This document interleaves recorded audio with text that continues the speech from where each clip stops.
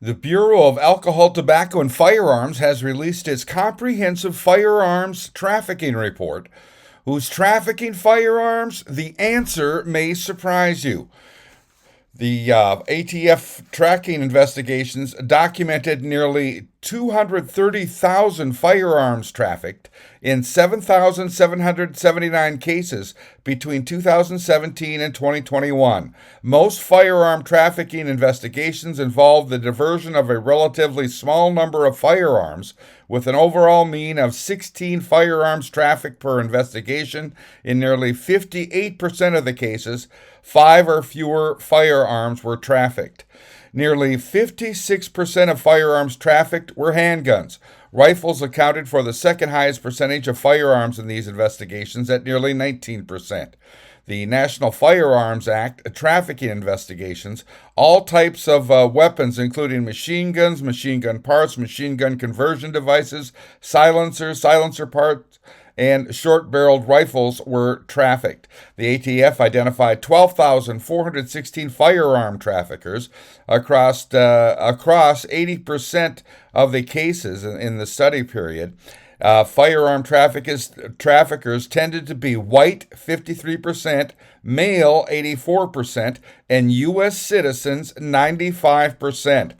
Approximately 37% had no known criminal activity.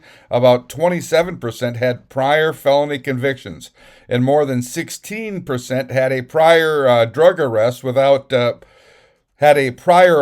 without known prohibiting conviction. Other noteworthy characteristics include being a drug user, 20%, or known gang member or associate, 17%. The most prominent age group was young adults, aged 25 to 34%. Age 25 to 34, 39%. Finally, white identified traffickers were predominantly male. Females identified in the investigations were primarily involved as straw purchasers, 72%, those who illegally purchased for a felon. The 3 violations most frequently identified by ATF was dealing in firearms without a license, providing false information, which is associated with straw purchasing, and convicted felon in possession of a firearm. In instances where trafficked firearms had been used in a crime, the most frequently identified violation was felon in possession of a firearm in more than 40% of the cases.